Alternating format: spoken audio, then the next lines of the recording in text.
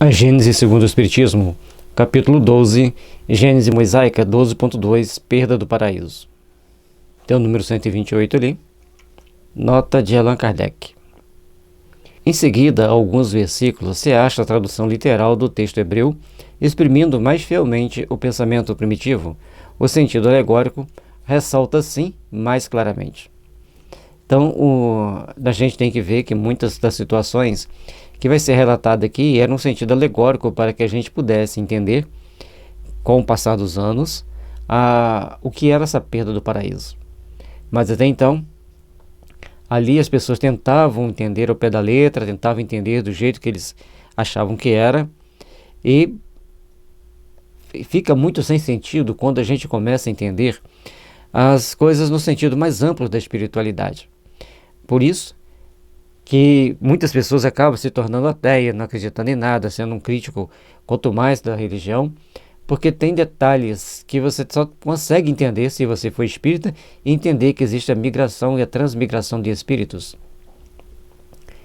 13. Capítulo 2. Ora, o Senhor Deus plantara desde o começo um jardim de delícias, no qual pôs o homem que ele formara. O Senhor Deus também fizera sair da terra toda espécie de árvores belas ao olhar e de fruto agradável ao paladar, e no meio do paraíso a árvore da vida, com a árvore da ciência do bem e do mal. Aí vem a parte entre parênteses. Ele fez sair, Jeová Elohim, da terra, Min Adamá, toda árvore bela de ver-se e boa para comer-se, e a árvore da vida, Veretz Rachaim. No meio do jardim, a árvore da ciência do bem e do mal. Então, o cerne de todo o problema é você saber a ciência do bem e saber a ciência do mal, e saber cultivar a ciência do bem e evitar a ciência do mal. Esse é o cerne de todo o problema. Essa é a chave para nós edificarmos as coisas boas, é a chave para edificarmos as forças que nos elevam, a chave para tornarmos-nos melhores. 129. Nota de Allan Kardec. Está ali no meio do paraíso. Paraíso, do latim paradisos, derivado do grego paradeisos, jardim vergel, lugar plantado de árvores. O termo hebreu empregado em Gênese é Hagan, que tem a mesma significação. Então, paraíso seria um pomar. 15. O Senhor tomou, pois, o homem e o colocou em o paraíso de delícias, a fim de que o cultivasse e guardasse. Deu-lhe também esta ordem e lhe disse: come de todas as árvores do paraíso. Aí tem entre parênteses, ele ordenou, Jeová Elohim ao homem,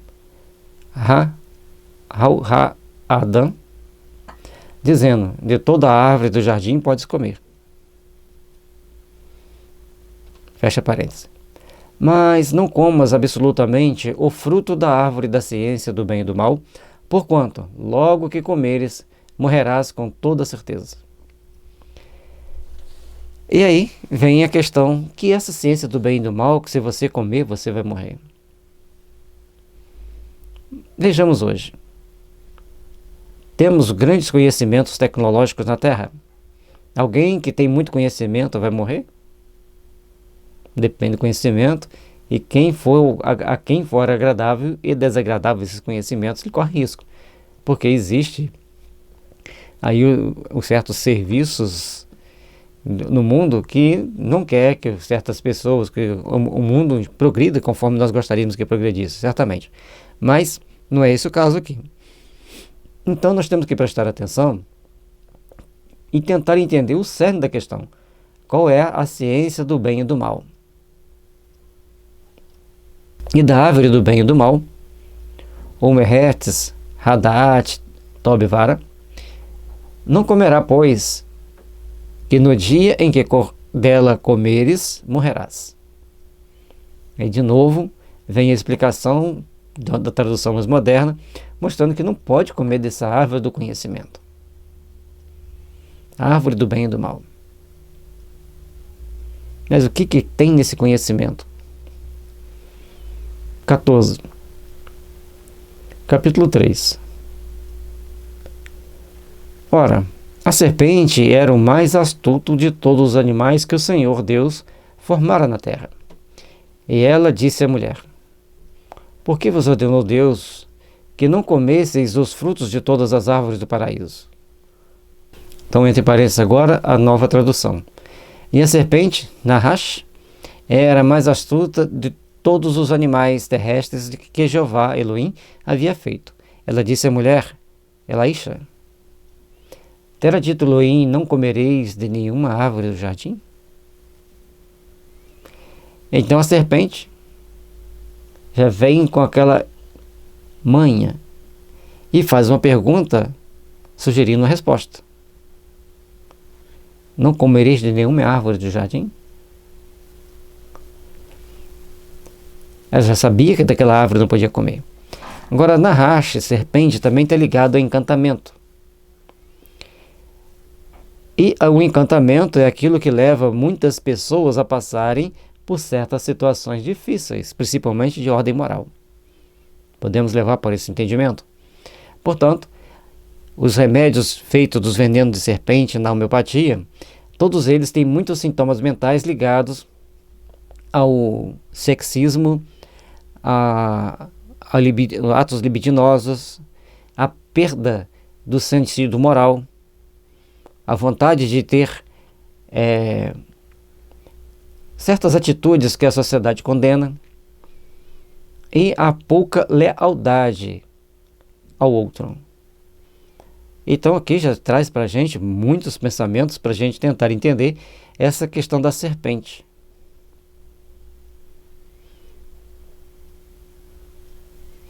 A mulher respondeu: Comemos dos frutos de todas as árvores que estão no paraíso. Entre parênteses, nova tradução. Disse ela, a mulher, à serpente: Do fruto, mipere, das árvores do jardim podemos comer. Mas do fruto da árvore que está no meio do paraíso, Deus nos ordenou que não comêssemos dele, que não lhe tocássemos, para que não corramos o perigo de morrer. E aí vem a questão. A árvore que está no centro do paraíso, aquele nós não poderíamos comer. Essa ciência do bem e do mal, o centro do paraíso, vai fazendo com que a gente pense alguma coisa. E a mulher vai sendo ingênua. A serpente faz o seu encantamento, coloca lá o seu lado malicioso, e a mulher acaba mordendo a isca que a serpente joga e entrega para ela alguma coisa que não deveria falar. Então, outra coisa aqui, não vá respondendo às pessoas que você não conheça bem, ou que seja já de intenção maliciosa, que você pressente, porque a serpente era um ser malicioso, no contexto histórico. Já diz no próprio texto que ela era muito astuta. Então não sai dizendo tudo que você sabe, tudo que você pode, tudo que você não pode, para um ser astuto, malicioso. A serpente replicou à mulher: Certamente não morrereis. Mas é que Deus sabe que, assim, houverdes comido deste fruto, vossos olhos se abrirão, e sereis como deuses, conhecendo o bem e o mal. Aí já vem um outro detalhe. Se comer desse fruto, o olho vai se abrir e a pessoa vai conhecer o bem e o mal. Essa árvore, esse fruto, seria alguma árvore de algum sentido alucinógeno, que dava o sentido espiritual da vida para aquelas pessoas? Porque quando você tem o sentido espiritual da vida, você começa a ter percepções outras que traz para nós novos sentidos. E quando você tem novos sentidos, novas percepções, você vai também ser cobrado dentro dessas capacidades que você tem de entender. Ou seja, sempre que nós ampliamos nossos conhecimentos, sejam ele tecnológico, espiritual, ético e moral, a nossa consciência vai adquirindo certos valores, nós vamos ter os olhos abertos para outros valores mais amplos e somos responsabilizados também por muito mais outras coisas. A mulher considerou então que o fruto daquela árvore era bom de comer, que era belo e agradável à vista.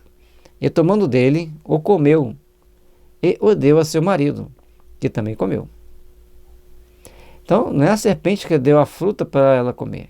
Ela simplesmente jogou a malícia, jogou os encantamentos, foi usando de palavras astutas e maliciosas, aguçou a curiosidade da mulher, que naturalmente é mais curiosa, e ela pega para comer e dá para o marido comer. Tem uma brincadeira que se faz atualmente, fala assim, que a serpente disse para a mulher: come desta fruta que emagrece. Só para descontrair um pouco. Entre parênteses, a nova tradução. Ela viu, a mulher, que ela era boa, a árvore como alimento, e que era desejável a árvore para compreender, liaskel, e tomou do seu fruto. Então, ela queria compreender. Quando você compreende, você é mais responsabilizado, seja no que for que você fizer. Então, os conceitos vão se ampliando, os conceitos vão aumentando. E como ouvissem a voz do Senhor Deus, que passeava à tarde pelo jardim, quando sopra um vento brando, eles se retiraram para o meio das árvores do paraíso, a fim de se ocultarem diante da sua face. Bom, primeiro, Deus não é um ser personificado, é uma energia sublime que envolve tudo, baseado em leis que desconhecemos. Portanto, quando diz que o Senhor passeava à tarde pelo jardim, é um momento do entardecer, é aquele momento de transição do planeta onde eles estavam, e é o momento que eles tomam consciência de si próprios e veem que eles estavam numa situação delicada. Então eles tentam se esconder de Deus como se isso fosse possível, porque Deus não vai passear à tarde no jardim. Quem estava passeando à tarde no jardim eram o casal, Adão e Eva, ou seja, a personificação daqueles espíritos que viriam degradados para a terra, homens e mulheres, em condições bem desequilibradas. Portanto, eles tentam esconder de Deus no meio de árvores. Então o Senhor Deus chamou Adão e lhe disse: onde estás? Adão lhe respondeu: ouvi a tua voz no paraíso e tive medo, porque estava nu. Essa é a razão por que me escondi. Bom, se ele estava nu diante de Deus, é porque o momento que ele descobre que a sua consciência é um livro aberto para a leitura da espiritualidade superior. E, portanto, diante dessa espiritualidade superior, se você tem a consciência pesada por crimes, por ações nefastas ou negativas, você será responsabilizado. O Senhor lhe retrucou: e como soubeste que estavas nu? Senão porque comeste o fruto da árvore da qual eu vos proibi que comesseis? Logicamente que Deus não vai proibir o homem de comer determinado fruto. O bom senso vai nos mostrar, pelas experiências adquiridas, que determinadas frutas não nos fazem bem ou que não devemos comer porque são tóxicas. Mas ali não diz que a fruta era tóxica. Ali consta que Adão e Eva estavam nesse paraíso, mas tinham esse fruto que não deveriam comer. É tudo muito simbólico para a gente alcançar toda a extensão do que quer passar essa fábula, ou esta parábola. E como que ele soube que ele estava nu? No momento que ele toma consciência de que ele é um ser espiritual, e como ser espiritual ele vai sempre prestar contas a Deus de todas as situações e todas as atitudes que ele houver tomado. Adão lhe respondeu: a mulher que me deste por companheira me apresentou o fruto dessa árvore e eu dele comi. Aí é aquela questão de, ao invés de assumir a culpa, eu comi do fruto da árvore, ele já colocou meia culpa para Deus e a outra parte para a mulher. A mulher que me deste por companheira me deu do fruto e eu comi. Mas por que ele comeu? Sabia que era proibido. Então ele já coloca que ele errou.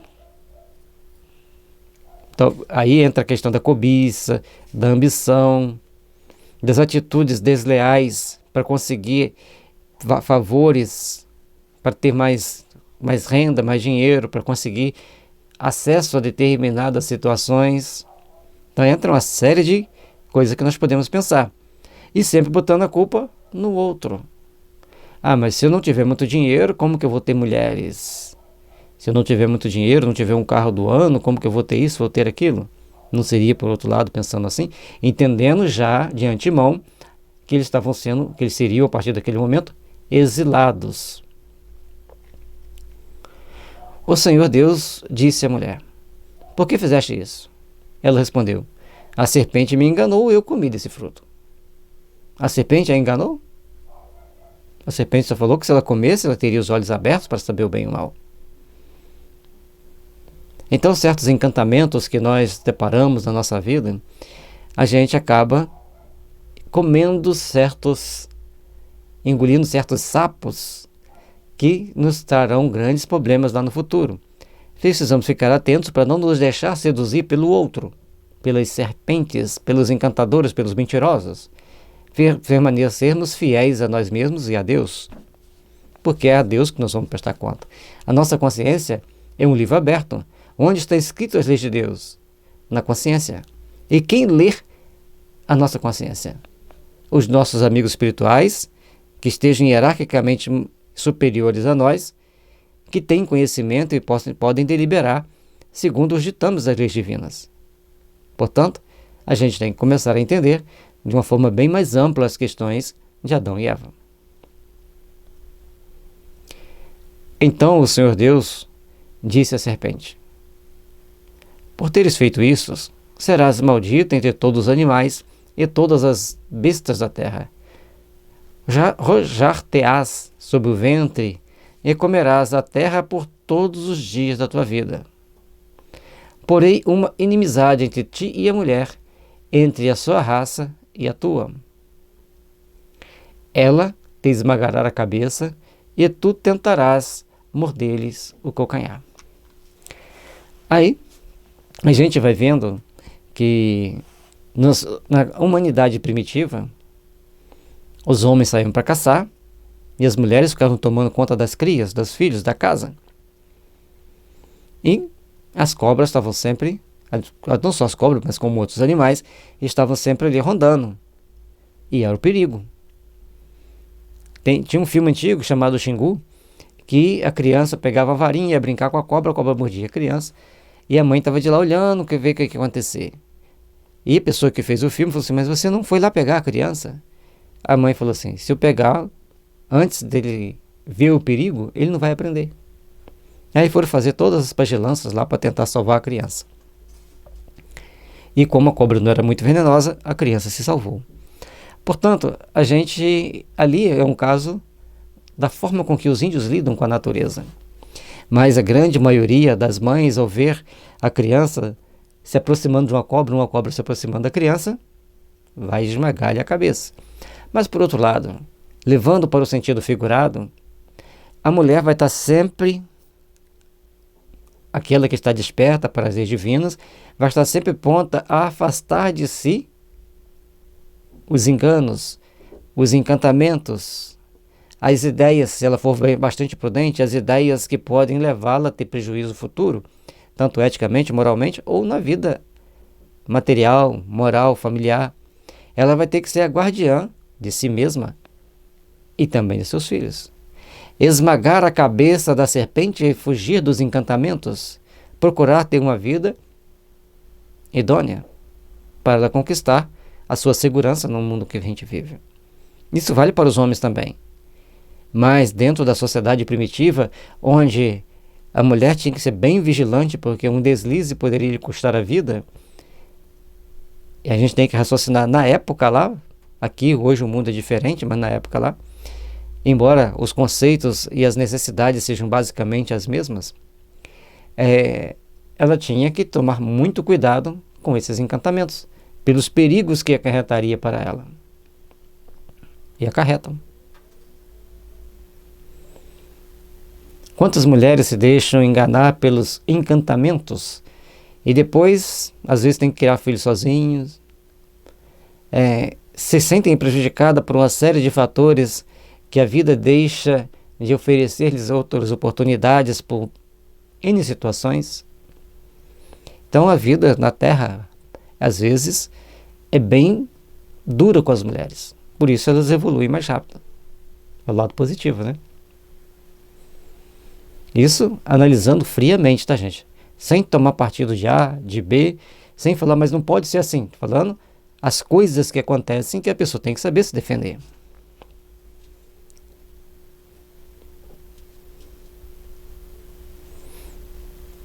Deus disse também à mulher: afligir-te-ei com muitos males durante a tua gravidez. Parirás com dor, estarás sob a dominação de teu marido e ele te dominará. Em uma terra primitiva,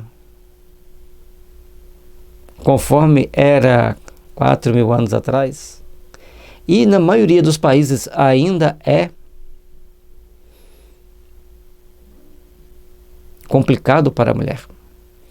Aí vem uma gravidez com dor. Hoje, a gravidez tem anestesia para ser usada, para tomar. Tem pontos da acupuntura que você ponturar, a pessoa não vai sentir dor. Tem remédios homeopáticos que facilitam a dilatação e vai reduzir a dor. Então tem uma série de fatores hoje na Terra que quem tiver o conhecimento, tiver condições de ter aquele tratamento, vai passar tranquilamente. Se sair daqui para ir para um planeta onde estivesse 200 anos depois, mais atrasado que a Terra, as coisas se tornarão bem mais complicadas. E lembrando que a homeopatia e a acupuntura foi chegar na Europa só lá para 1700, 1800. Até lá, sempre eles passaram por todos os tormentos que tinham que passar. Disse em seguida a Adão: por haveres escutado a voz da tua mulher e haveres comido o fruto da árvore que te proibi que comesses, a terra te será maldita por causa do que fizestes, e só com muito trabalho tirarás dela com que te alimentes durante a vida, toda a tua vida. Aí, gente, vamos comparar a terra de hoje com de 200 anos atrás. Hoje nós temos colheitadeiras mecânicas, nós temos caminhões para transportar cargas, trem, e já tem países que tem até caminhão automático, o motorista só assume para fazer manobras mais delicadas. Na estrada, o caminhão anda simplesmente por radares e sensores. São exemplos que há 200 anos atrás era tudo no braço, transportar as cargas era em carroça de boi, barcos, quando estava na beira do mar ou na beira do rio, e o barco era no remo do braço, para a maioria das pessoas. Bom, então a gente vai vendo que, ou depois aperfeiçoaram para velas, né? Bom, a gente vai vendo que as coisas são complicadas, e dentro hoje da ideia que nós temos das transmigrações dos espíritos, fica fácil da gente entender que aqui está falando várias coisas no sentido mais figurado. Ela te produzirá espinhos e sarças, e te alimentarás com a erva da terra. E comerás o teu pão com o suor do teu rosto, até que voltes à terra de onde foste tirado, porque és pó, e em pó te tornarás. Então mostra que o homem iria morrer, ia passar por muitas lutas, por muito trabalho. Teria ervas daninhas, teria que enfrentar várias dificuldades. Hoje também existe os tratores que capinam, as pequenas máquinas roçadeiras que você não precisa fazer o esforço manual de capinar, você vai roçar como aquele motorzinho. Tem também em várias pesquisas onde com a própria homeopatia você aniquila as ervas daninhas sem prejudicar o solo, sem contaminar o solo e fazendo com que você possa produzir de uma forma mais branda, mais fácil. Aumentando as pesquisas nesse campo, nós teremos grandes vitórias para não usarmos agrotóxico e facilitar o trabalho. Poderemos eliminar tanto quanto possível as ervas daninhas. Sem nenhuma degradação, vamos plantar e produzir e colher com muito menos trabalho. Enquanto há 200 anos atrás, tudo no braço. E Adão deu à sua mulher o nome de Eva, que significa a vida, porque ela era a mãe de todos os viventes. Aí a gente vai entender que Adão quer dizer o filho vindo da terra. E vindo da terra não quer dizer um homem, quer dizer a humanidade, os homens da terra. E Eva, aquelas que dão a vida, aquelas que vão reproduzir, que vão parir, que vão dar à luz. Então, de um lado nós temos os homens, filhos da terra, do outro lado as mulheres que dão vida aos seres humanos que estão na terra. Já não é mais duas pessoas, é um conjunto de situações muito mais transcendentes que nós temos que começar a refletir sobre ela, por um outro ângulo. O Senhor Deus também fez para Adão e sua mulher vestiduras de pele com que os cobriu, e disse: Eis aí Adão, feito um de nós, sabendo o bem e o mal. Impeçamos, pois, agora que ele deite a mão à árvore da vida, que também tome o seu fruto, e que, comendo desse fruto, viva eternamente. Aí as coisas já ficam mais diferentes. Sabendo o bem e o mal, ele não pode deitar a mão na árvore da vida para que ele possa viver eternamente. Então existiria uma árvore que dava um fruto que a gente poderia viver muitos e muitos anos? Ou compreender que existe uma eternidade da vida, e ao compreendermos essa eternidade da vida, seremos responsabilizados pelos nossos atos de uma maneira muito mais severa. Então não quero saber de nada sobre a eternidade da vida. É mesmo? À medida que você já tem informação que a vida é eterna e você se nega a compreendê-la, você também já será responsabilizado. Aí, a tradução moderna.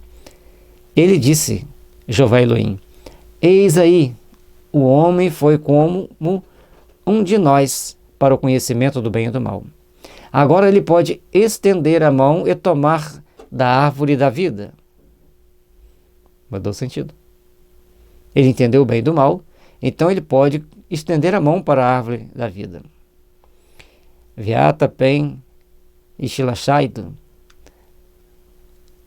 Velakashi, Mehertes, Rachaim, comerá dela e viverá eternamente. Aí então, tem uma árvore que nos dá a vida eterna. Tem um tratamento que nos dá a vida eterna. Qual o sentido? É necessário então começarmos a pensar, porque tem uma tradução com uma tendência, tem outra tradução com outra tendência. E muda totalmente o sentido da frase.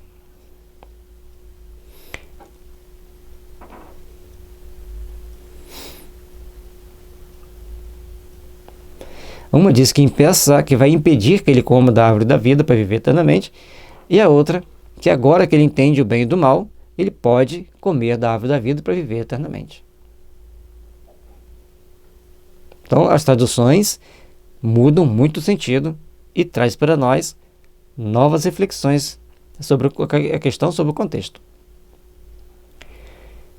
O Senhor Deus o fez sair do jardim de delícias, a fim de que fosse trabalhar no cultivo da terra de onde ele fora tirado.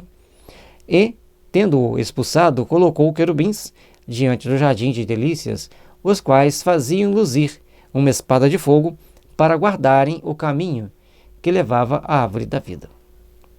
Bom, a partir de um determinado momento, aqueles espíritos apegados ao mal, à lascívia, aos encantamentos, ficam proibidos de viverem uma vida no jardim de delícias, naquele mundo onde há um progresso, há uma construção, uma edificação do bem, e aí, por ser impedido de chegar ali, tem aqueles que têm as espadas de luz, que vai tirar aqueles espíritos daquele caminho. Ou seja, chega um momento que você vai ser expulso verdadeiramente do paraíso e terá que ir para uma terra onde você vai ganhar o pão com o suor do teu rosto. Portanto, muitos espíritos que hoje reencarnam na Terra e acham que podem fazer e acontecer das mais variadas formas, chega um dado momento que lhes é vedado esse caminho, que lhes é impedido de seguir adiante, e eles então têm que passar por todo o processo de aprendizado e expiação para alcançarem a verdadeira conquista espiritual. E tem uma nota 130 ali nos querubins. Nota de Allan Kardec. Do hebreu, cherub, querub, boi, xarabe, lavrar, anjos do segundo coro da primeira hierarquia, que eram representados com 4 asas e 4 faces e pés de boi. Então, o querubim, a gente pensa assim, é um anjo bem iluminado, né? Aí já tem uma aparência bem assustadora. 4 faces quer dizer, olha por todos os lados. Tem 4 asas. Se tem 4 asas, pode voar para frente, pode voar para trás. Ou então acaba não podendo voar, porque 4 asas não permite voar. Suposições, tá, gente? Pés de boi quer dizer, tem os pés firmes no chão para não deixar-nos ir para os certos devaneios. E o boi, um pé que vai trabalhar. E se a gente levar para a área da alimentação, os pés de boi nos dão um sustento para o corpo físico.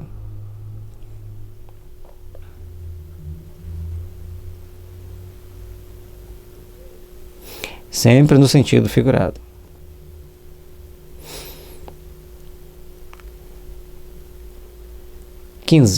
Sob uma imagem pueril, às vezes ridícula, se nós ativermos a forma, a alegoria oculta, frequentemente as maiores verdades, haverá fábulas mais absurdas à primeira vista do que a de Saturno, o deus que devora pedras, tomando-as por seus filhos.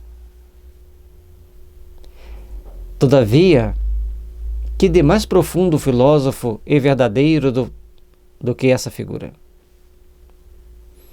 Se lhe procurarmos o sentido moral, Saturno é a personificação do tempo.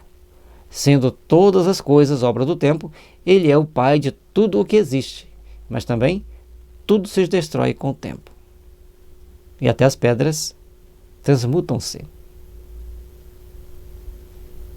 Ao longo de eras, aqueles átomos ali nas pedras vão se transmutando para outras formas de vida. Saturno, a devorar pedras, é símbolo da destruição, pelo tempo, dos mais duros corpos, seus filhos, visto que se formaram com o tempo. E quem, segundo essa mesma alegoria, escapa de semelhante destruição? Todos nós temos o nosso problema de Janeirite. Somente Júpiter, símbolo da inteligência superior, do princípio espiritual, que é indestrutível. É mesmo tão natural a sua imagem que, na linguagem moderna, sem alusão à fábula antiga, se diz que uma coisa que afinal se deteriorou, ter sido devorada pelo tempo, carcomida, devastada pelo tempo. Portanto, o tempo tudo transforma. Fiquemos atentos ao que o tempo está fazendo conosco. Estamos nos transformando para o Cristo? Ou nos perdendo nos labirintos das inconsequências dos nossos próprios atos? Toda mitologia pagã, aliás, nada mais é, em realidade, do que um vasto quadro alegórico das diversas faces, boas e más, da humanidade. Para quem lhe busque o espírito, é um curso completo da mais alta filosofia. Como acontece com as modernas fábulas, o absurdo estava em tomarem a forma pelo fundo. Portanto, todas essas fábulas tinham um contexto filosófico muito profundo para que pudéssemos entender a transcendência da vida, a transcendência dos fatos. e com isso ficarmos mais atentos às atitudes que tomamos, às consequências que vão advir dos nossos atos sobre nós mesmos. Você pode fazer o que você quiser, mas terá consequências que virão sobre você. 16. Outro tanto se dá com a Gênese, onde se tem que perceber grandes verdades morais debaixo das figuras materiais que, tomadas ao pé da letra, seriam tão absurdas como se, em nossas fábulas, tomasse em sentido literal as cenas e os diálogos atribuídos aos animais. Bom, na Gênesis tem muitas fábulas para a gente deduzir, para a gente refletir. Ou muitas parábolas para a gente refletir. Porque nas fábulas os animais conversam entre si, e às vezes com grande sabedoria. E é interessante que em cada animal os autores das fábulas dão uma conotação especial. Adão personifica a humanidade. Sua falta individualiza a fraqueza do homem, em quem predominam os instintos materiais a que ele não sabe resistir. Portanto, se existem certas tendências no homem que ele não saiba resistir, que ele se deixe sucumbir por eles, vêm as consequências ao longo da existência. Vêm as consequências que ele não transcende, que ele precisa retrabalhar-se intimamente. E tem o número 131 aqui no Resistir. Nota de Allan Kardec. Está hoje perfeitamente reconhecido que a palavra hebreia, Adam, não é um nome próprio, mas significa o homem em geral, a humanidade, o que destrói toda a estrutura levantada sobre a personalidade de Adão. A partir do momento que se entende o significado da transcendência do nome, aquilo deixa de ser aquilo que entendíamos e precisamos reconstruir a nossa filosofia sobre aquele entendimento. A maioria do Antigo Testamento é cheio de tratados de psicanálise. Tem um psicólogo que ele faz esse estudo à luz da psicanálise e ele chegou à conclusão que a própria Arca de Noé é um tratado de psicanálise de onde Freud tirou toda a sua teoria da psicanálise. Então, a Arca de Noé é vamos dizer assim, olhando por esse prisma, uma fábula que nos leva a fazer reflexões muito graves sobre as nossas responsabilidades. A árvore, como árvore de vida, é o elemento da vida espiritual.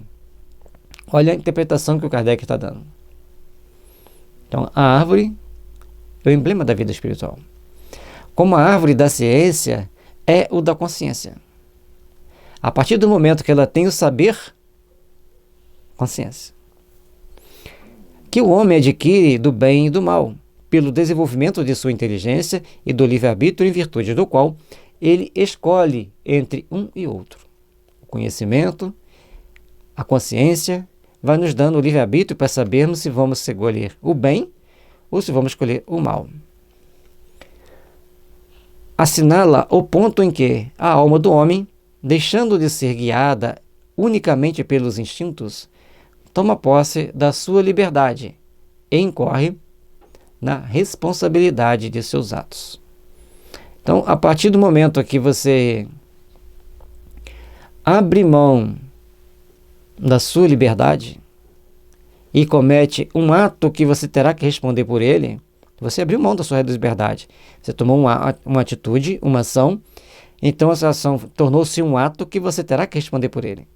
Você está abrindo mão da sua liberdade.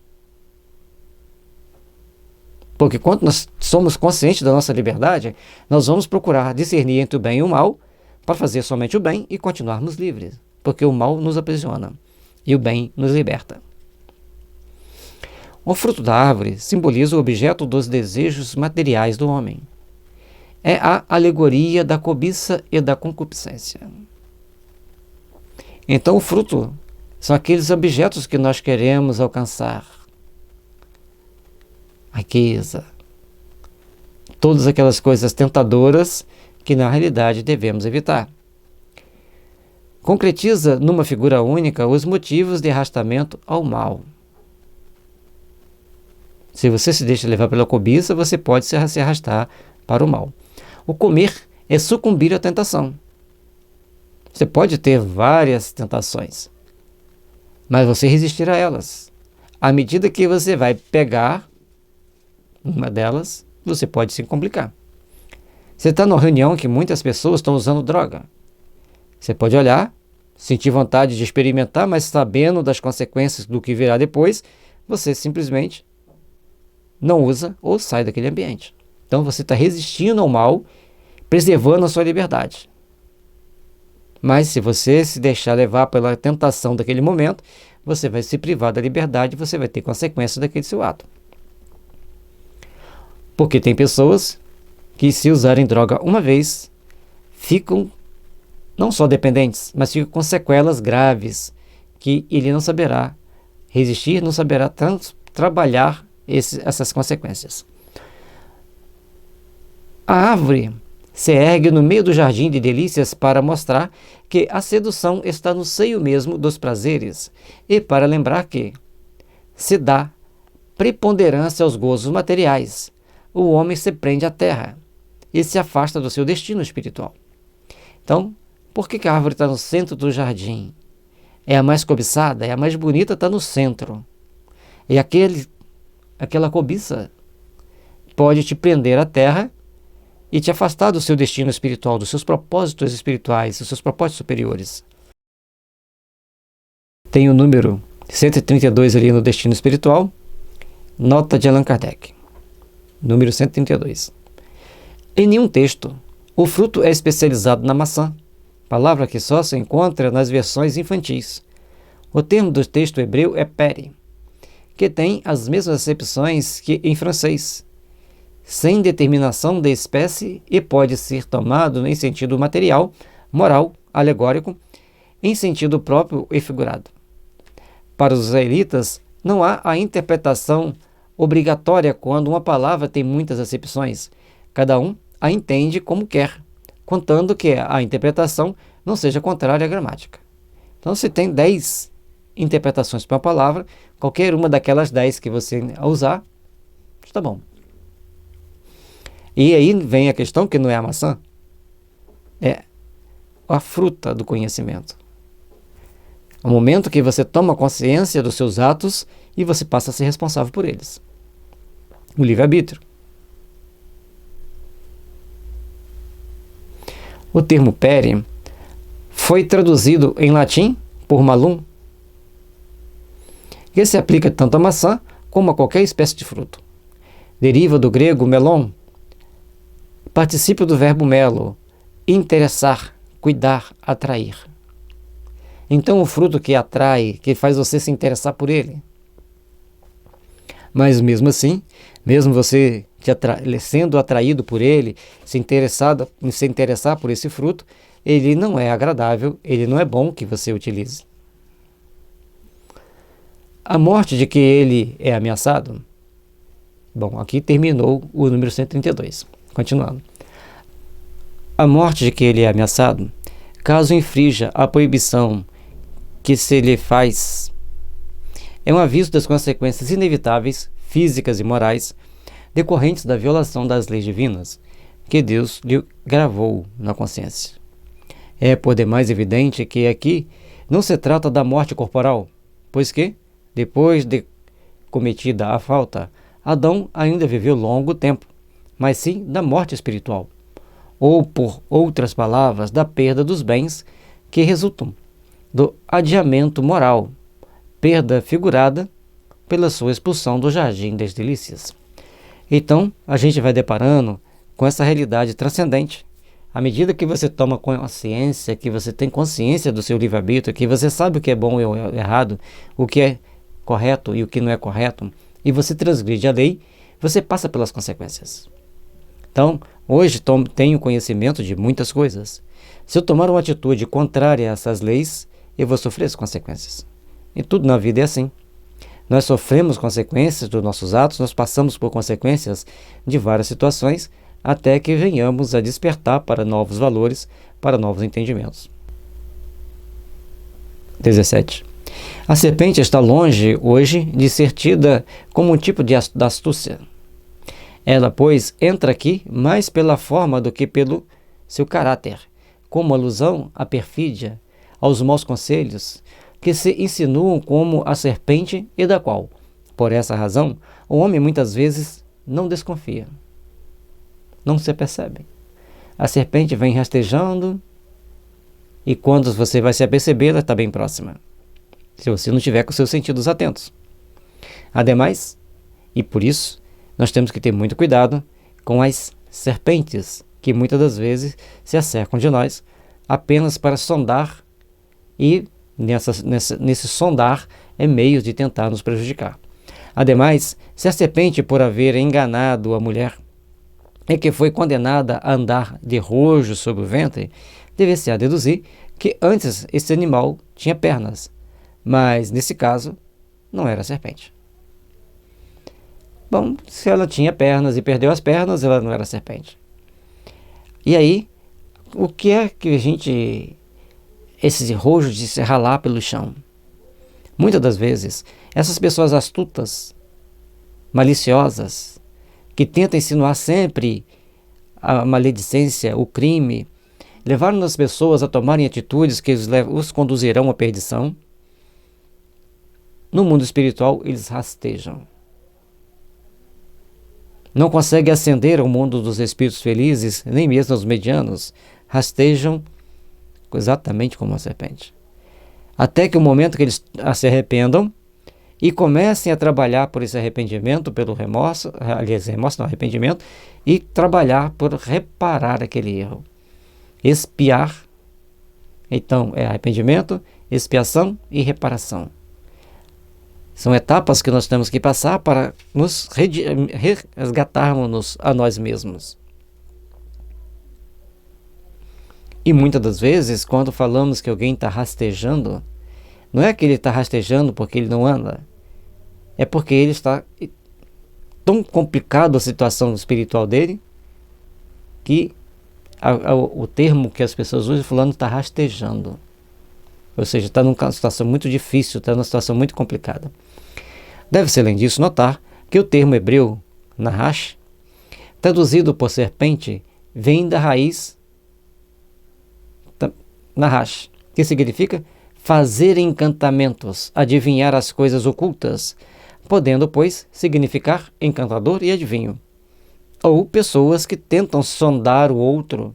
Se você está sondando o outro, você está tentando adivinhar, você está tentando encantar, contar uma história, um enredo, para seduzir a pessoa a fazer uma coisa errada. Com esta acepção, ele é encontrado na própria Gênese, capítulo 44, versículo 5 a 15. A propósito, a taça que José mandou esconder no saco de Benjamim, a taça que roubaste é a em quem meu senhor bebe e de que se serve para adivinhar. Nahash. Então, essa taça tem poderes. Logicamente, Kardec explica muito bem essas questões quando a gente acha que, se eu achar que essa borracha tem poderes mágicos, toda vez que eu pegar nela, vai aflorar em mim uma crença, porque eu peguei essa borracha, eu terei poderes mágicos. É só didaticamente falando, tá, gente? A borracha não tem poderes mágicos. Então, os amuletos, os talismãs têm isso. E muitas das vezes tem um histórico de espíritos envolvidos com eles, bons, não muito bons, maus, não muito maus, e muito maus também, que levam as pessoas que têm aquele material a cometerem determinados atos que podem ser até mesmo crimes perante a justiça divina, perante a espiritualidade superior. Então, a gente tem que ter muito cuidado para não se deixar levar por esses encantamentos, seja ele qual for, para procurarmos agir com a nossa perfeita intuição, cultivando os nossos bons sentimentos. Ignoras que não há quem me iguale na ciência de adivinhar? Nahash. Do livro Números, capítulo 23, versículo 23. Não há encantamentos Nahash em Jacó, nem adivinhos em Israel. Então, essa questão do Nahash é encantamento. Então, não é tão somente a serpente, mas aqueles que encantam. O encantar não no sentido de fazer o outro ficar admirado, é de criar condições de seduzir a pessoa. Daí, o haver a palavra Nahash tomado também a significação de serpente, repete o que os encantadores tinham a pretensão de encantar ou de que se serviam em seus encantamentos. E aí vem, as pessoas vão tocando aquela flauta, a cobra fica ali meio encantada com aquela música, porque ao som da música induz aquele animal a ter aquele comportamento. E às vezes ele é treinado para aquilo ali, para ganhar alguma recompensa, em alguns casos. Mas normalmente o som da flauta naquela melodia faz com que as cobras fiquem meio assim encantadas, hipnotizadas. Ou pessoas que têm ali uma cobra junto de si para fazer certos encantamentos com as pessoas. Tem o número 133. Está onde ele? Está ali em Nahash. Nota de Allan Kardec. Deste fato, se poderá inferir que os egípcios conheciam a mediunidade pelo copo d'água. Está na Revista Espírita, junho de 1868. Então, olhando pelo copo d'água, eles não conheciam a mediunidade. Ou conheciam. Da mesma forma que eu expliquei, ao olhar para o copo d'água, que ele aguçava ali a intuição, a concentração. E aí eles entravam no trânsito, que eles poderiam ter algumas visões. Mas é uma mediunidade ainda rudimentar. A palavra Nahash só foi traduzida por serpente na versão dos 70, os quais, segundo Ruth Chanson, corromperam o texto hebreu em muitos lugares. Versão essa escrita em grego antes do 2º século da era cristã. As suas inexatidões resultaram em dúvida das modificações que a língua hebraica sofrera no intervalo transcrito, enquanto o hebreu do tempo de Moisés era uma língua morta que diferia do hebreu vulgar tanto quanto do grego antigo, e o árabe literário diferem do grego e do árabe modernos. Aí as palavras que tinham sentido lá na época de Moisés, na época do Cristo, na era cristã, já não tinham mais o mesmo sentido. Portanto, tem que conhecer muito bem a língua para fazer as traduções e às vezes cometem-se erros, cometem-se enganos. Tem a regra dos 4 T's. Todo tradutor trai a tradição. Portanto, a gente vai dificilmente encontrar uma tradução perfeita, a menos que o tradutor conheça as tradições, o que é raro. 134. Nota de Allan Kardec. O termo Nahash existia na língua egípcia com o significado de negro, provavelmente porque os negros tinham o dom dos encantamentos e da adivinhação. Talvez também por isso é que as esfinges de origem assíria eram representadas por figuras de negros. Várias traduções, a palavra provavelmente seja muito comum, palavras egípcias e hebraicas, porque eles conviveram juntos durante muito tempo, serem as mesmas palavras para significados parecidos, semelhantes. E existem as coincidências também de palavras em vários idiomas, às vezes com significado muito adverso daquele que tem no idioma A para o idioma B. Mas tem sempre algumas ligações, principalmente entre os povos que conviveram entre si. E aqui o Kardec traz mais uma observação, mostrando que Nahash tem um outro sentido, diferente do que nós damos para a tradução hebraica. Mas tem ligação. É, pois, notável que Moisés tenha apresentado como sedutor da mulher o desejo de conhecer as coisas ocultas, suscitado pelo espírito de adivinhação, o que concorda com o sentido primitivo da palavra Nahash, adivinhar. E, por outro lado, com estas palavras, Deus sabe que, logo que houverdes comido desse fruto, vossos olhos se abrirão e sereis como deuses. Por que sereis como deuses?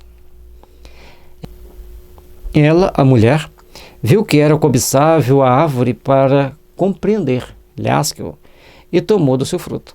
Então, como ela queria compreender algo mais, para ter o dom de adivinhação, abusar da sua sedução, dos encantamentos. Não deve esquecer que Moisés queria proscrever entre os hebreus a arte da adivinhação praticada pelos egípcios, como o prova o haver proibido que aqueles interrogassem os mortos e o espírito Pitom. No Céu e Inferno, capítulo 11. Aí existia entre os egípcios essa arte de adivinhar, de ter uma transcendência das percepções. E Moisés, sabendo do perigo que isso representava, principalmente para os espíritos sensíveis das mulheres, ele começa então criou a proibição e punições severas para quem se atrevesse a entrar nessa arte. Então existia. E ele proibiu. Se proibiu porque existia, certo?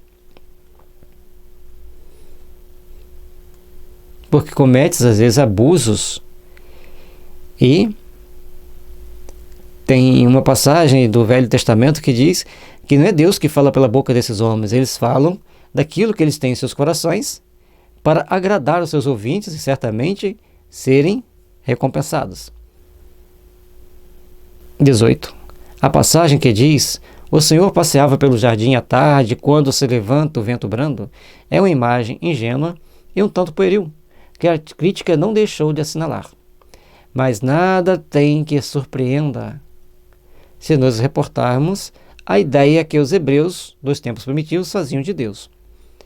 Para aquelas inteligências frustras, incapazes de conceber abstrações, Deus havia de ter uma forma concreta e eles tudo referiam à humanidade como o único ponto que conheciam. Então, na crença antiga, e até hoje ainda pessoas acreditam assim, Deus é uma pessoa, um ser espiritual como um ser humano, que sai andando, tomando conta das pessoas, passeando pelo jardim, que tem lá um paraíso cheio de jardins floridos, para as pessoas ficarem ali: ó Deus, como você é maravilhoso. Ainda pensam assim. Respeitemo-los, mas precisamos entender que tem uma transcendência para essas situações. Moisés, por isso, lhe falava como a crianças por meio de imagens sensíveis. No caso que se trata, tem-se personificada a potência soberana como os pagãos personificavam, em figuras alegóricas, as virtudes, os vícios e as ideias abstratas. Mais tarde, os homens despojaram da forma a ideia, do mesmo modo que a criança, tornada adulta, procura o sentido moral dos contos com que a acalentaram. Olha como é interessante os contos que nós contamos para as crianças, como nós conversamos com elas. Tudo na vida tem seu significado. E a gente lendo aqui, a gente vai passando a admirar Moisés porque era um grande psicólogo, um grande conhecedor da alma humana, e ele conseguia entrar em certos meandros, em certos arquétipos, colocando ideias bem sutis, bem simples, mas que ficaram enraigadas na mente das pessoas até hoje. 3.200 anos se passaram e muitas pessoas preferem seguir Moisés a Jesus. Portanto, é importante que a gente procure entender o significado alegórico, aquilo que está além do que nós vemos em cada trecho que está sendo proposto. Deve-se, portanto, considerar essa passagem como uma alegoria, figurando a divindade a vigiar em pessoa os objetos de sua criação. O grande rabino Vogue traduziu assim: eles ouviram a voz do eterno Deus percorrendo o jardim, do lado de onde vem o dia. Então, vindo do Oriente, do Leste, a voz do Senhor, com aquele vento suave, trazendo para eles a intuição. E olha que interessante. Hoje, a grande espiritualização da humanidade vem também do Oriente. O Oriente assume a vanguarda tecnológica da Terra e que sai econômica e política mais para frente. É muito interessante os meandros que tem das informações que a gente tem que prestar atenção. Entender que, naquele momento, o entardecer significa está terminando o tempo para um grupo de espíritos que precisam, a partir daquele momento, tomarem consciência de si mesmos, ver que não dá para ficar naquele paraíso onde estavam e que seriam deportados para mundos que lhes comportasse o estado evolutivo, e onde eles seriam úteis no processo de evolução daquele planeta.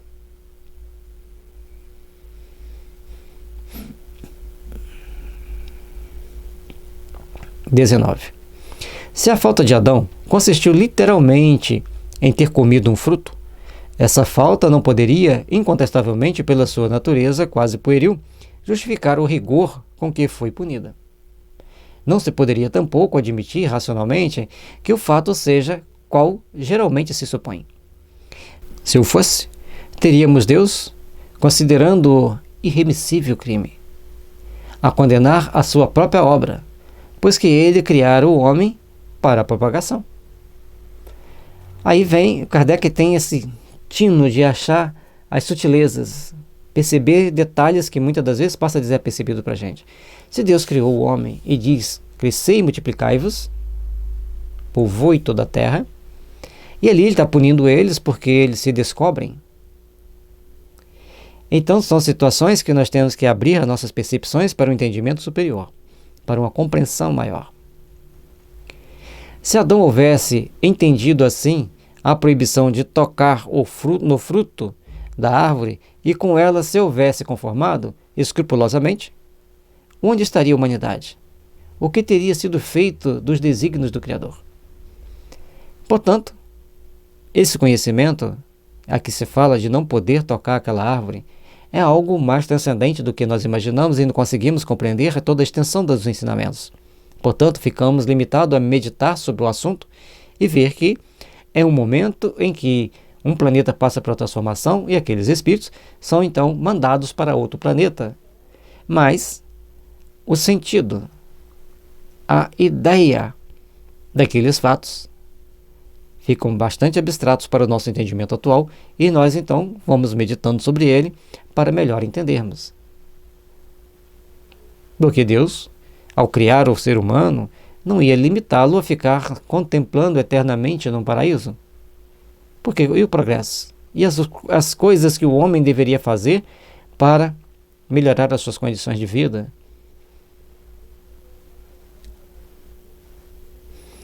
Deus não criara Adão e Eva para ficarem sós na terra. A prova disso está nas próprias palavras que ele lhe dirige logo depois de os ter formado, quando eles ainda estavam no paraíso terrestre. Deus os abençoou e lhes disse: crescei e multiplicai-vos, enchei a terra e submetei-a ao vosso domínio. Gênesis capítulo 1, versículo 28.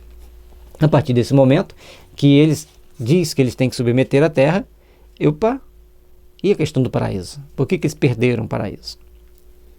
Então são dois momentos distintos. Primeiro, porque Adão não é uma pessoa, é um grupo de pessoas, é a humanidade. E Eva é a vida, aquelas que geram a vida são as mulheres. Portanto, naquele momento que se classifica com conhecimento, é que nós temos que ter muito cuidado com o conhecimento também. Porque podemos usar o conhecimento para o bem, mas podemos usar o conhecimento para o mal.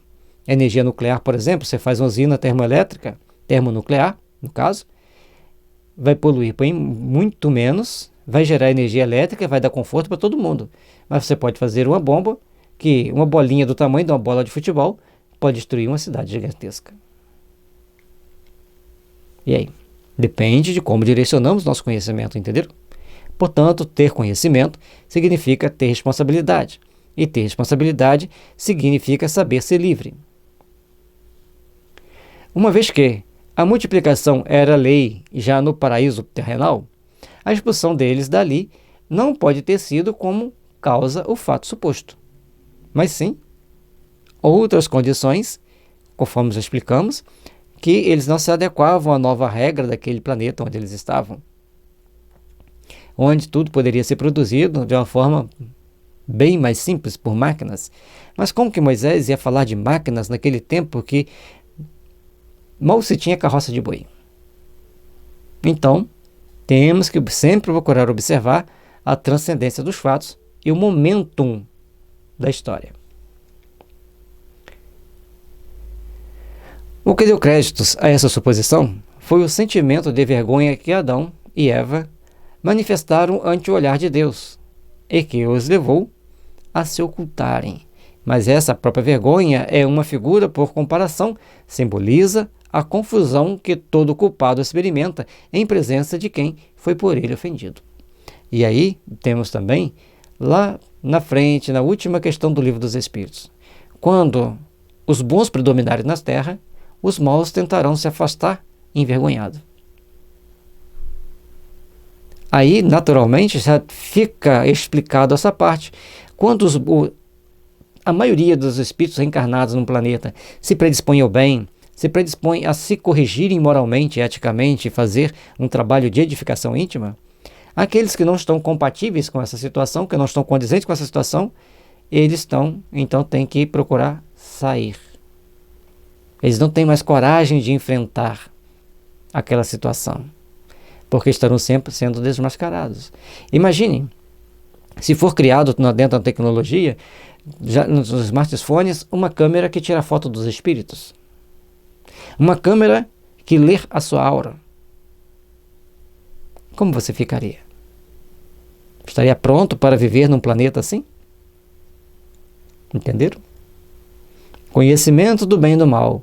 Chega um momento que tem o conhecimento tão grande que todos aqueles que não estão enquadrados nas leis divinas se tornam nus.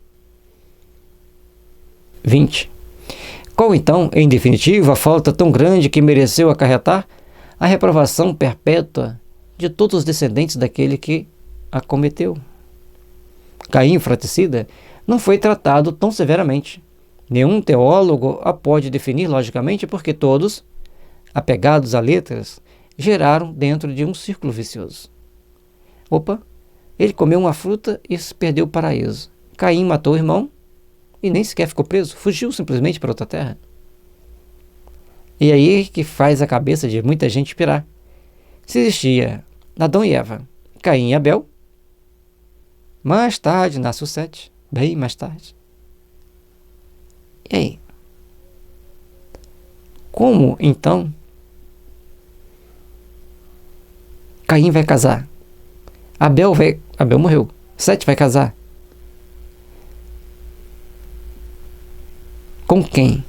Com filha de quem? Então existiam outras pessoas. Portanto, Adão e Eva são figuras alegóricas de um grupo de espíritos. Sabemos hoje que esta falta não é um ato isolado, pessoal, de um indivíduo, mas que compreende sobre um único fato alegórico o conjunto das prevaricações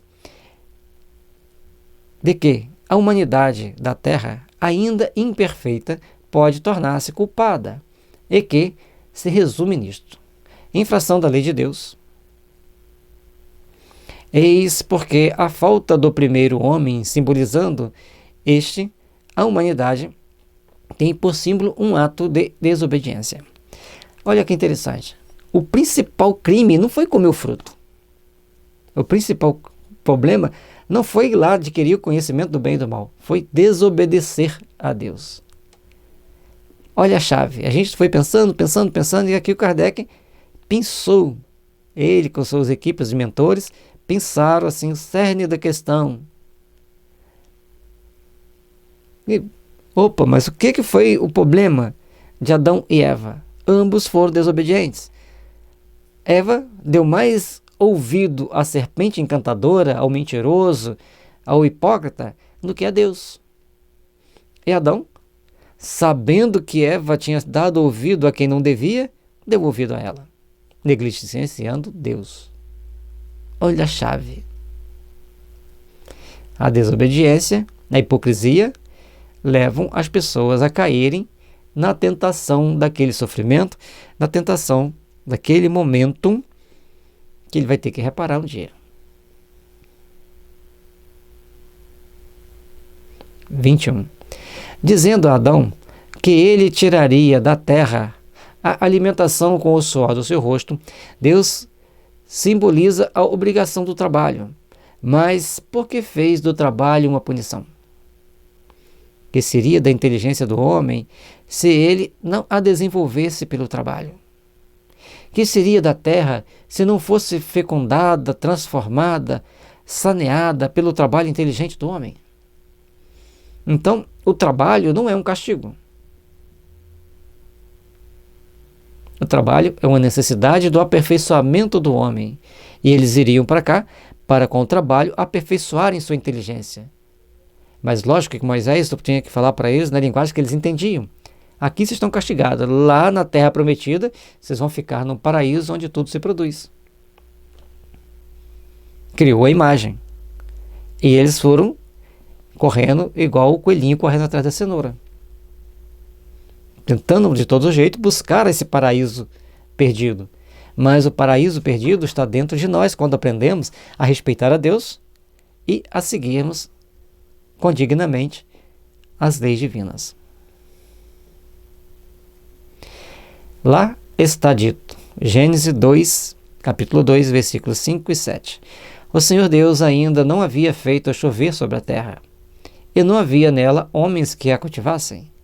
O Senhor formou então do limo da terra o homem. Essas palavras, aproximadas dessas outras, enchei a terra, provam que o homem, desde a sua origem, estava destinado a ocupar toda a terra e cultivá-la, assim como, ademais, que o paraíso não era um lugar circunscrito a um canto do globo. Não tinha esse paraíso no canto do globo. O paraíso, entendemos nós, era o planeta onde eles estavam entrando no processo de regeneração e quem não se enquadrava tinha que vir para um local inóspito, onde tudo seria feito no braço e não pelas máquinas. Se a cultura da terra houvesse de ser uma consequência da falta de Adão, seguir-se-ia que, se Adão não tivesse pecado, a terra permaneceria inculta e os desígnios de Deus não se teriam cumprido. Mais uma vez, Kardec está dizendo para a gente que esse trabalho que Adão tinha que fazer. Portanto, não é o pecado que levou nós termos que trabalhar.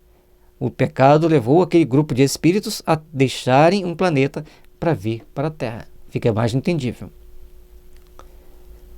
Porque disse ele à mulher que, em consequência de haver cometido a falta, pariria com dor.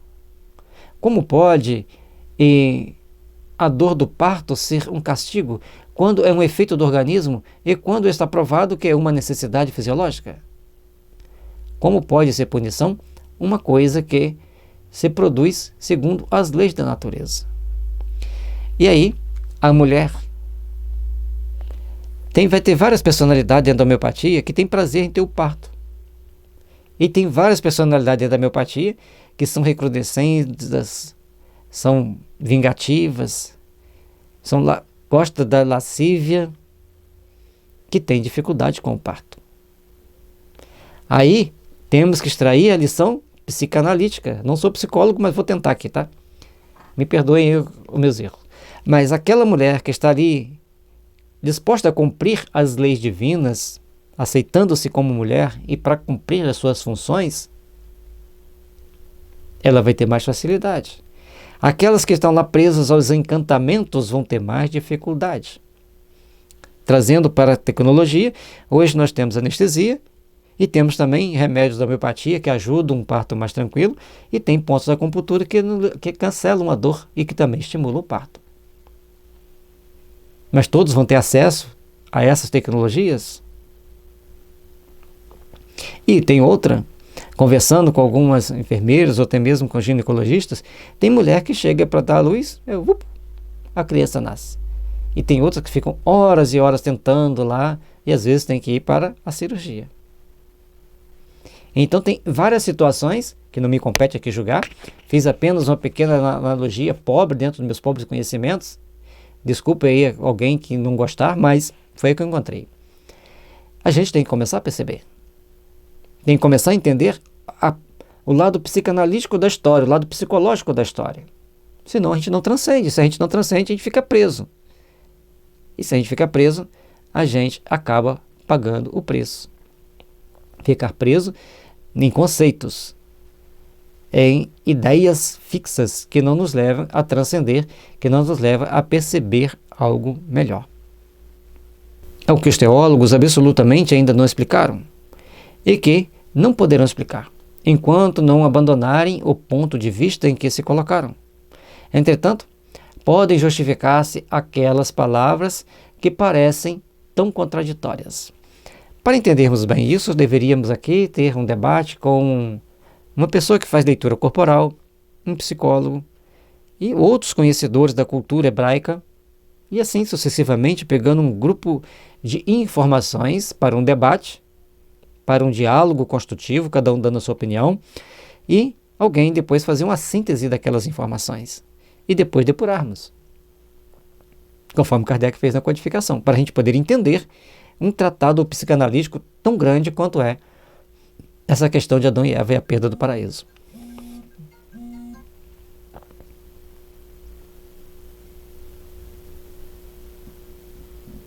(22) Notemos, antes de tudo, que, se no momento de serem criados os dois, as almas de Adão e Eva, tivesse vindo do nada, como ainda se ensina, eles haviam de ser bisonhos em todas as coisas.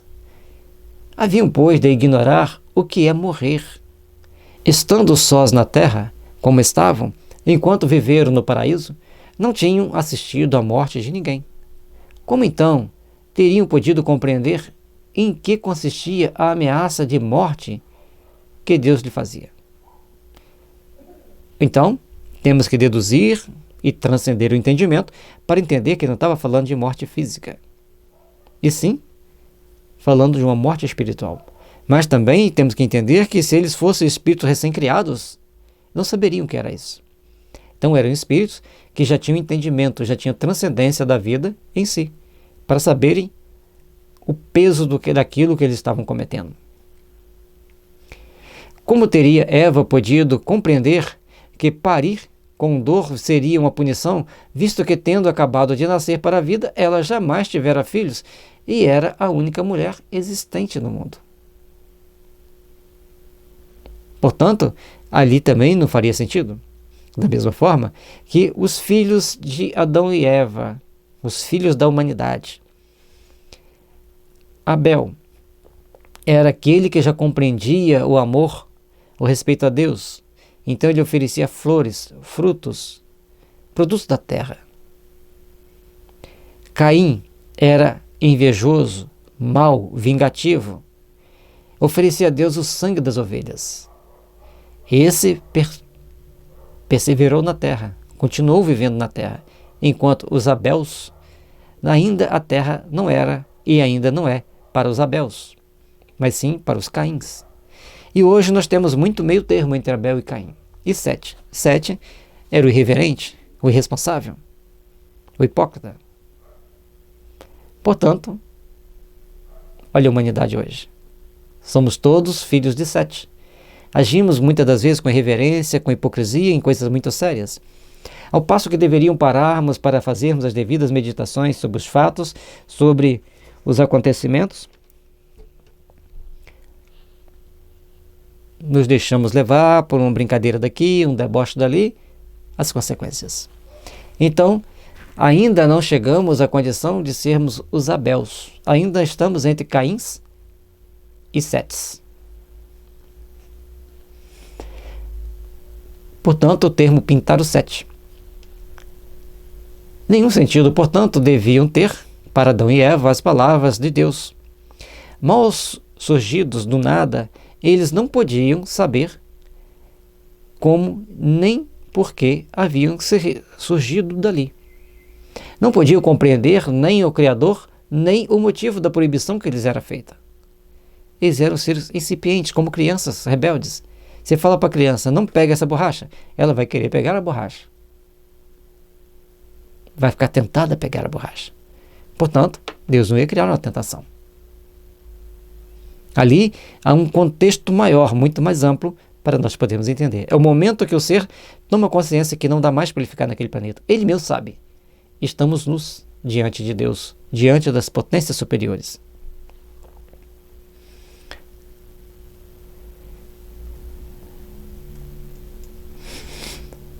Sem nenhuma experiência das condições da vida, pecaram como crianças que agem sem discernimento. O que ainda mais incompreensível torna a terrível responsabilidade que Deus fez pesar sobre eles e sobre a humanidade inteira, seus descendentes. Ali, essa questão do pecado original é o karma que trazemos. E são as causas e os efeitos que carregamos dentro de nós. São as vidas anteriores que nós cometemos erros clamorosos e trazemos para esta vida, em processo de reencarnação, a condição de reparar e passarmos pelos estágios reparadores para os estados de purificação do nosso espírito. Toda essa condição, toda essa transformação deve procurar assomar em nós os caminhos, os meandros que nos levam ao Pai, com mais responsabilidade pelos nossos atos, com mais compromisso com os nossos objetivos superiores.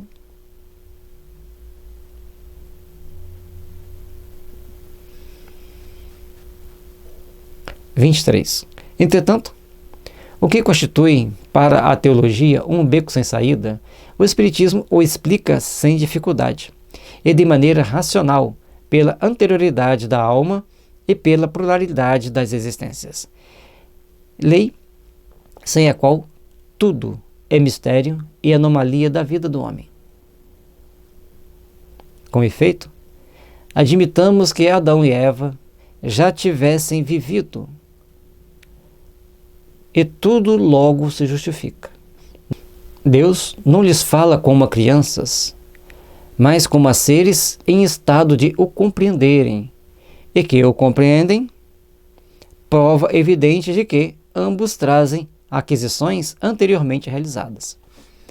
Para que eles conseguissem trabalhar e produzir, eles já tinham que ter consciências, consequências e condições de fazer as suas realizações. Admitamos, ademais, que hajam vivido em um mundo mais adiantado e menos material do que o nosso, onde o trabalho do espírito substitua o do corpo, que, por se haverem rebelado contra a lei de Deus, figurada na desobediência, tenham sido afastados de lá e exilados por punição para a terra, onde o homem, pela natureza do globo, é constrangido a um trabalho corporal, e reconheceremos que a Deus assistia a razão para lhes dizer. Portanto, na época do Kardec, ele não ia poder falar assim: nós teremos um mundo digital. Poderemos controlar a irrigação da fazenda pelo controle remoto a 500 quilômetros de distância. Não tinha como falar sobre isso. Hoje nós já podemos falar. Então, no mundo automatizado, cheio de algoritmos para tudo, aqueles que não se enquadrarem à nova regra da bondade, da solidariedade, do amor, do respeito, da ética e da moral, serão convidados ou serão naturalmente expelidos da Terra para mundos inferiores. E aqueles que já têm consciência do seu compromisso, da sua responsabilidade, continuarão nas lutas redentoras pelo processo de reabilitação íntima, portanto, continuará tendo provas, algumas expiações, para que, dentro desse processo de crescimento, consigamos nos adequar à lei. E lembrando que Deus é justo, é cheio de amor e de misericórdia. No mundo onde daqui em diante ides viver, cultivareis a terra e dela tirareis o alimento, com o suor da vossa fronte. E a mulher parirás com dor, porque tal é a condição deste mundo. Conforme o capítulo 11, item 31 e seguintes. Logicamente, que Kardec coloca assim: terá mundos que já vivem muito mais em espírito do que em matéria. Mas até chegarmos a esse mundo que vive muito mais em espírito do que em matéria, nós temos um mundo de transição, de regeneração, onde predomina mais a bondade do que a maldade. E também a tecnologia, que naquela época não se falava em tecnologia. Não tinha nem carro. Estava começando a eletricidade. O paraíso terrestre, cujos vestígios têm sido inutilmente procurados na Terra, era, por conseguinte, a figura do mundo ditoso onde vivera Adão, ou, antes, a raça dos espíritos que ele personifica. A expulsão do paraíso marca o momento em que esses espíritos vieram encarnar entre os habitantes do mundo terráqueo, e a mudança de situação foi a consequência da expulsão. Eles estavam no mundo muito mais feliz, onde predominava a tecnologia, a bondade, a confraternização, o respeito mútuo. E vem para a Terra, onde tem que começar tudo praticamente do zero. Cuidado, cuidado. Com quem vocês andam sintonizando, o que vocês andam fazendo? Estão ferindo o sentimento de alguém? O anjo que, empunhando uma espada flamejante, veda a entrada do paraíso, simboliza a impossibilidade em que se acham os espíritos dos mundos inferiores de penetrar nos mundos superiores, antes que o mereçam pela sua depuração. Veja-se adiante o capítulo 14, item 8 e seguintes. Portanto, aqueles espíritos que são deportados têm lá o símbolo, vários símbolos, mostrando que eles não podem mais ficar no mundo melhor. Tem que ir para o mundo pior, e o seu retorno é vedado por uma espada flamejante. Ou seja, a luz predomina sobre as trevas. E, diante das forças soberanas do bem e do amor e da luz, as trevas, a ignorância, a desobediência não tem espaço, não tem caminhos. Compete-nos então começarmos a fazer a nossa transformação? Compete-nos então começarmos a fazer a nossa melhoria? Compete-nos então começar a tirar a essência das informações para ver que Moisés fez um tratado de psicanálise, vamos dizer assim, extremamente profundo, para que nós pudéssemos encontrarmos-nos conosco mesmos e começarmos a dar um passo à frente para a interiorização de valores para nosso crescimento, para nosso aprimoramento. 24. Capítulo 4. Caim, depois do assassínio de Abel, responde ao Senhor: a minha iniquidade é extremamente grande para que me possa ser perdoada.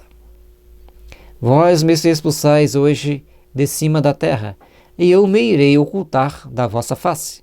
Irei fugitivo e vagabundo pela terra, e qualquer um, então, que me encontre, matar-me-ás. O Senhor lhe respondeu: não, isto não se dará, porquanto severamente punido será quem matar Caim.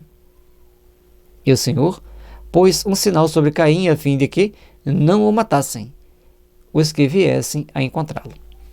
Bom, a partir do momento que ele tem tomada de consciência, mas ele também adquire naquele momento o respeito a Deus. Ele matou o irmão, mas ele sabe que ele tem que se ocultar de Deus e procurar se afastar dos homens, porque senão ele será pego, será vingado pelos próprios homens.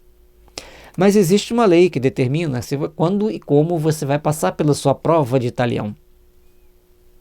E será que essa prova de talião será tão intensa quanto aquela que você fez sofrer o outro? Portanto, existem gradações da lei para cada situação. Lógico. Quem já assistiu algumas palestras sobre filosofia de Sócrates e Platão, ele mostra que tem a justiça que nós vemos, que nós queremos, e tem a justiça que transcende. Tem a justiça que faz-nos ampliar o entendimento e a compreensão. Por isso, devemos então procurar seguir os nossos caminhos, procurando ter mais amor e mais respeito uns pelos outros. Porque já compreendemos. E lembrando que, acima da lei dos homens tem a lei de Deus, acima das intenções dos homens tem a intenção de Deus. Portanto, não podemos nós sairmos fazendo qualquer julgamento, qualquer condenação. Porque, acima de tudo, tem um Deus justo, amoroso, que traz para nós as devidas compensações, as devidas compreensões, o devido entendimento das forças superiores que governam a nossa vida. Abel era o bom, era o puro, que foi morto. E assim, na terra, por muitos anos, não teremos lugar para os Abels. Caim era aquele que cometeu crime, mas Deus lhe dá um tempo para se trabalhar intimamente, para se trabalhar a si mesmo, e o protege, dando a ele a oportunidade de se refazer. Mas chegará o momento que os Caíns passarão pela prova de pureza de coração. Depararão diante da lei, sentirão-se nus diante do Senhor e pedirão, logicamente, para estarem onde se faz necessário o seu processo de aprimoramento e de aperfeiçoamento. 16. Tendo-se retirado de diante do Senhor, Caim ficou vagabundo pela terra e habitou a região oriental do Éden. Havendo conhecido sua mulher, ela concebeu e pariu Enoque. Ele construiu, aí tem aqui a tradução, Vieri Boné, literalmente estava construindo, uma cidade a que chamou Enoque, o nome de seu filho. Gênesis capítulo 4, versículo 13 a 16. Bom, existia Adão e Eva, Abel e Caim. Mas Caim mata Abel e foge, vai para o oriente do Éden. Conheceu sua mulher, casou e edificou uma cidade. Isso foi minha chave de conversão, porque se só existia Adão e Eva, Caim e Abel, como que Caim encontrou uma mulher e casou? Aí eu perguntei isso para o padre, e o padre falou assim: Gelson, tem uma religião que vai te explicar isso, mas não te falarei qual. Deixarei que você encontre no momento adequado. E eu comecei a procurar. E eu sempre perguntava para a pessoa: como você explica Adão e Eva, Caim e Enoque vai para uma... e Caim foge e casa com alguém? Então não tinha só Adão e Eva. Aí a pessoa tentava explicar. Aí um dia eu perguntei para um espírita e me deu uma explicação espírita. Falei: mas você conversa com fulano de tal que vai saber te explicar mais. Falei: essa faz sentido. Essa eu vou seguir. Então todos nós temos o nosso ponto de mutação, a chave de conversão. 25. Se nos apegarmos à letra da Gênese, eis as consequências a que chegaremos. Adão e Eva estavam sós no mundo. Depois de expulsos do paraíso terrestre, só posteriormente tiveram os dois filhos, Caim e Abel. Ora, tendo-se Caim retirado para outra região depois de haver assassinado o irmão, não tornou a ver seus pais, que de novo ficaram isolados. Só muito mais tarde, na idade de 130 anos, foi que Adão teve um terceiro filho. Aqui se chamou Sete. Depois desse nascimento, ele ainda viveu, segundo a genealogia bíblica, 800 anos. E teve mais filhos e filhas. Bom, o tempo quer dizer muitos anos. 800 anos quer dizer muitos e muitos e muitos anos. Porque naquele tempo não se contava o tempo como nós contamos hoje.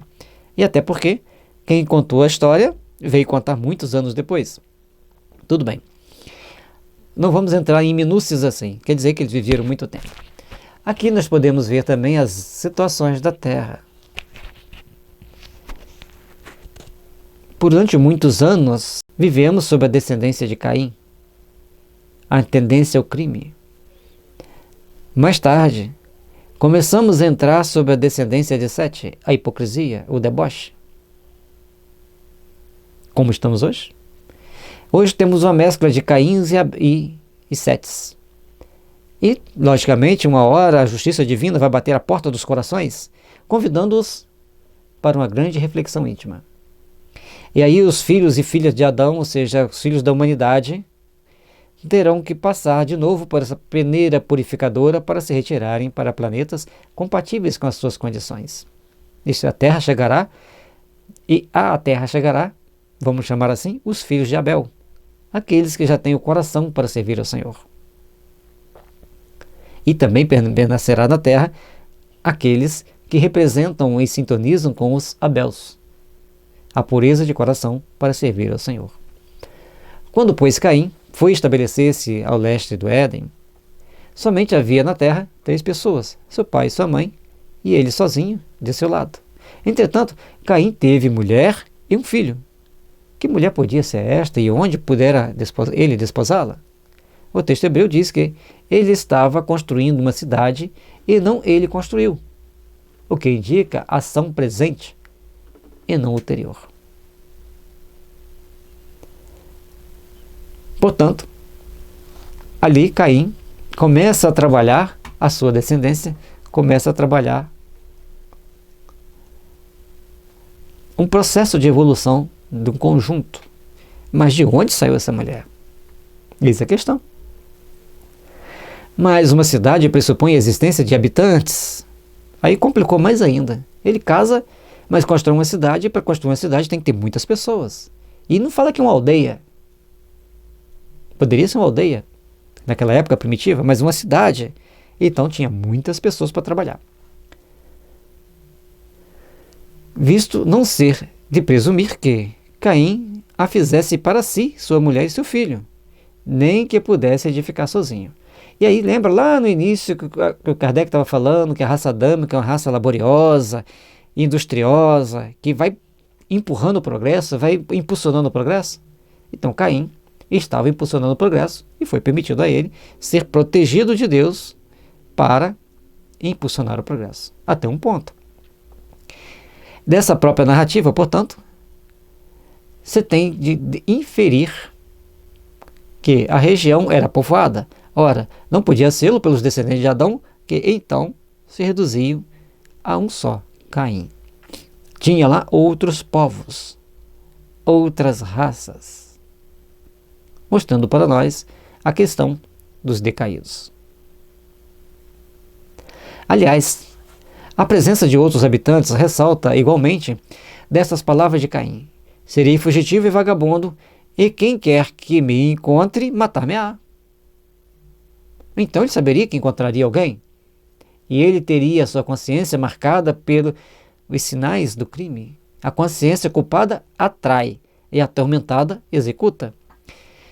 E da resposta que Deus lhe deu, quem poderia ele temer que o matasse, e que utilidade teria o sinal de Deus, que Deus lhe pôs, para preservá-lo de ser morto, uma vez que ele a ninguém iria encontrar.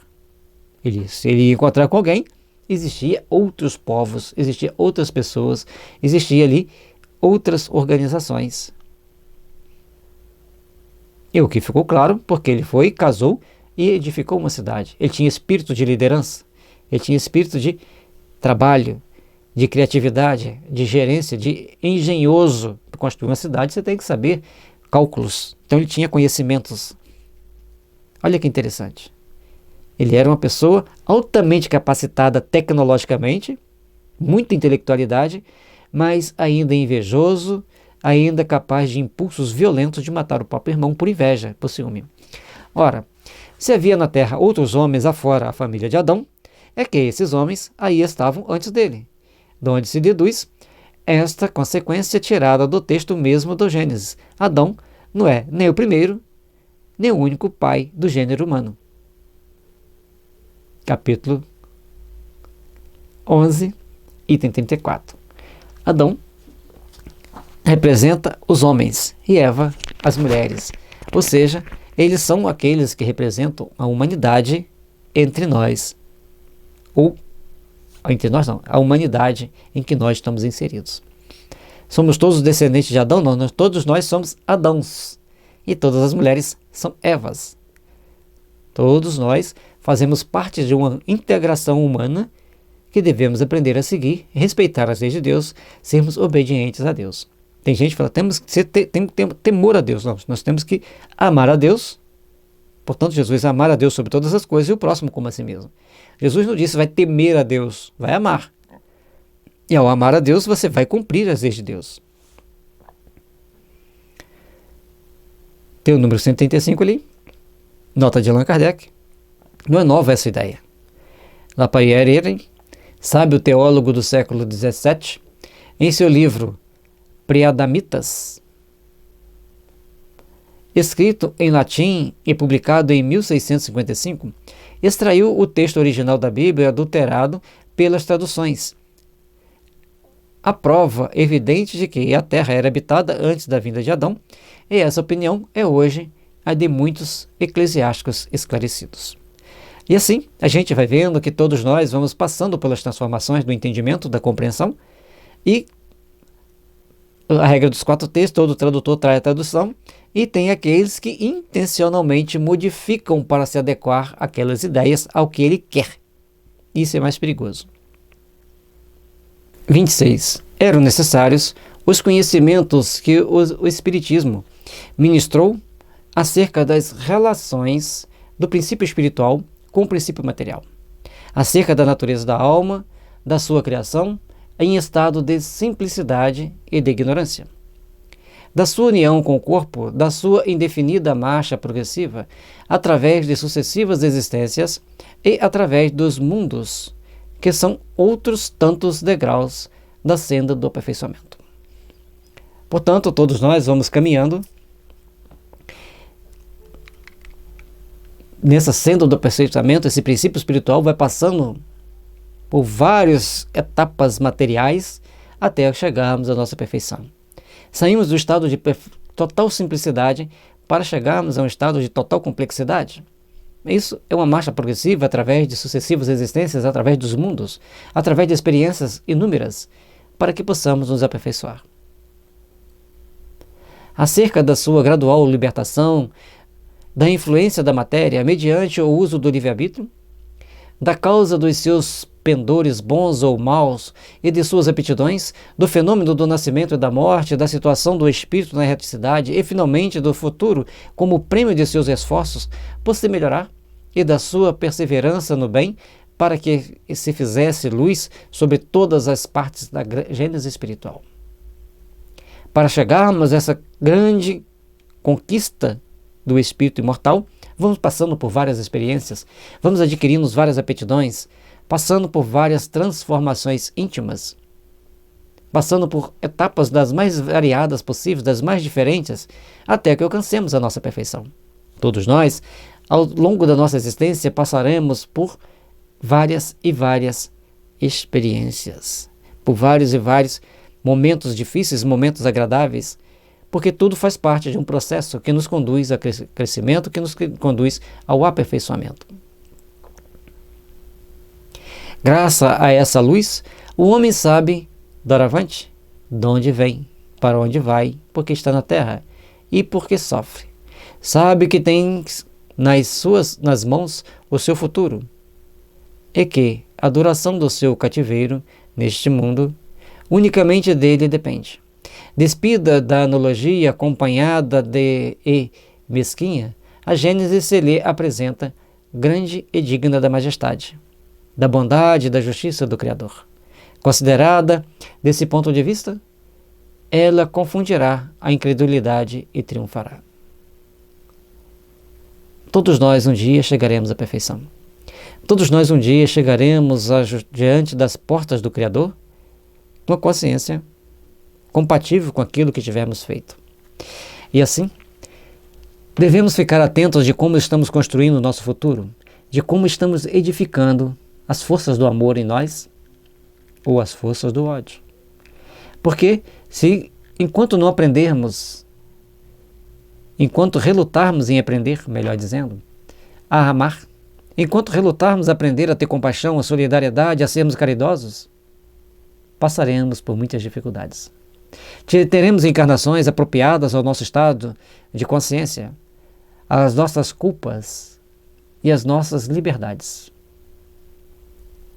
E assim, até que consigamos entender que responsabilidade e liberdade andam de mãos juntas, passaremos por todas as experiências para alcançarmos um grau superior de entendimento, um grau superior de consentimento, para que as bases do amor e da solidariedade se façam presentes em nossas almas, para que as bases do amor e da solidariedade se edifiquem em nós. E assim, poderemos construir um mundo cheio de etapas importantes para o nosso crescimento, etapas importantes para o nosso aperfeiçoamento. Assim, precisamos entender este slide, este parágrafo que Kardec deixou gravado com luzes radiantes para nós. Essa luz já mostra-nos de onde nós viemos. Já entendemos que iremos para algum lugar, embora abstrato, concreto. Estamos na Terra para passar por aprendizados e sofremos porque cometemos muitos erros no passado. E agora precisamos edificar nas bases desse sofrimento, dessas dores, dessas lágrimas, um bom alicerce de amor para vivermos a próxima etapa com menos dor. Que a luz do Divino Mestre esteja sempre nos envolvendo e nos fortalecendo os corações, para podermos entender que a vida é um milagre divino, transcendente realizações para nossos seres. E dentro dessa transcendência nós tentamos encontrar explicações para nossas transmutações psíquicas e espirituais, e somente amando e servindo ao Pai, auxiliando os nossos irmãos do caminho, mais necessitados do que nós, ou até mesmo mais desprendidos do que nós, por já aceitarem certos sofrimentos que nós não daríamos conta nem de algumas horas de passar por aquela situação. É assim? Aprendendo a servir a causa do Pai, aprendendo a ajudar aqueles que estão sofrendo um pouco mais, transmutaremos nosso espírito para uma nova etapa, para uma nova configuração da transcendência, do amor e da compaixão, para podermos estar numa terra de regeneração. Que as luzes divinas nos envolvam. Agradecemos a você por estar até aqui. Deixe seu like, inscreva em nosso canal. E a gente vai para o capítulo 13, Caracteres dos Milagres. Muita luz e muita paz. Que Jesus esteja nos envolvendo a todos.